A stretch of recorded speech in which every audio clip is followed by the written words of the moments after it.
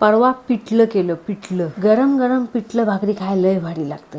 सगळीच घरात होतीत, म्हटलं करावं. तुम्हाला सांगतो, पिठलंचं नाव ऐकूनच दोन्ही पोरांनी नाकं मुरडली. मी बघून न बघितल्यासारखं केलं. काय समजली? आमच्या वेळेला असं नव्हतं. आम्हाला मिळेल ती भाजी आम्ही खायचो आणि पुढं व्हायचो. आत्ताची पोरा भयाकारी. तुम्हाला सांगतो, खरी वाटी या मोबाईलनी लावली. आमच्या वेळेला मोबाईल नव्हता आणि नळाला पाणी नव्हतं. विहिरीचं पाणी भरायचो आणि बोरिंग हापसायचो.